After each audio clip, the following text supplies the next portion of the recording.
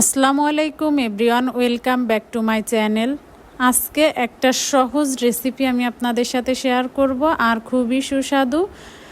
কলমি শাক তো আপনারা অনেকেই অনেক রকমভাবে খেয়েছেন, তবে আজকে আপনারা এভাবে একবার হলেও ট্রাই করে দেখবেন যে কলমি শাক কতটা মজার হয়।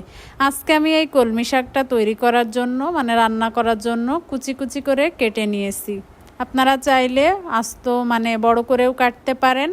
এবার আমি কলমি শাকটা ধুয়ে নিয়েছি। এই কলমি শাকটা কিন্তু রান্না করতে একদমই কম সময় লাগবে, 5 মিনিটেই কিন্তু রান্নাটা কমপ্লিট হয়ে যাবে। আর আমি এই কলমি শাকটা রান্না করার জন্য মাছের তেল নিয়েছি। আপনারা চাইলে মাছের তেলটা স্কিপ করতে পারেন, শুধু রান্নাটাও করতে পারেন। দেখুন এইখানে আমি 2 টেবিল চামচ পেঁয়াজ রসুনের পেস্ট নিয়েছি। এবার পেঁয়াজ রসুনের পেস্ট আর সামান্য একটু আদা পেস্ট নিয়ে ভালোভাবে তেলের সাথে ভেজে নিব। মাছের তেলটা আপনারা স্কিপ করতে পারেন, মাছের তেল ছাড়াও কিন্তু এই রান্নাটা খাওয়া যায়। আর এখানে সামান্য একটু লবণ দিয়েছি। শাকে সবসময় লবণটা আর হলুদটা কম দিবেন, তাহলে কালারটা কিন্তু ঠিক থাকবে। আমি সবসময় শাকে কম হলুদ ব্যবহার করি, এর ফলে কিন্তু শাকের কালারটা একদমই ঠিক থাকে। দেখুন খুব ভালোভাবে ভেজে নিয়েছি। এরপর আমি 1 চামচ জিরা গুঁড়া দিব। জিরা গুঁড়া দিয়ে এবার আমি যে মাছের তেলটা রাখছিলাম ওইটা ভেজে নিব। দেখুন মাছের তেলটা ভেজে নিচ্ছি।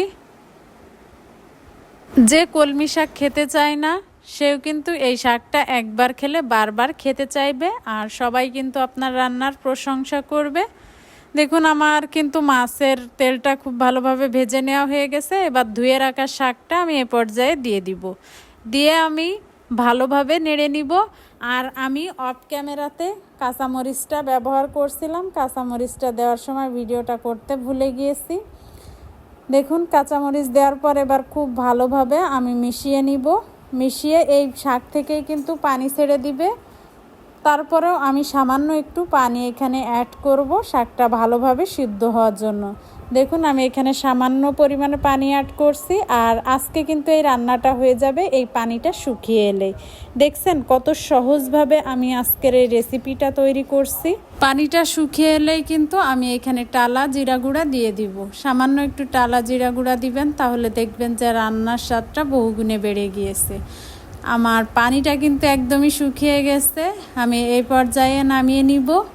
যে রান্না জানে না সেও কিন্তু আজকের এই রেসিপিটা তৈরি করতে পারবে। আজকের রেসিপিটা কেমন লাগছে অবশ্যই কমেন্টে জানাবেন। আর ভিডিওটা ভালো লাগলে চ্যানেলটা সাবস্ক্রাইব করে নোটিফিকেশন বেল আইকনটি অন করে রাখবেন। আজকের ভিডিওটা এই পর্যন্ত। সবাই ভালো থাকবেন, সুস্থ থাকবেন। আল্লাহ হাফেজ।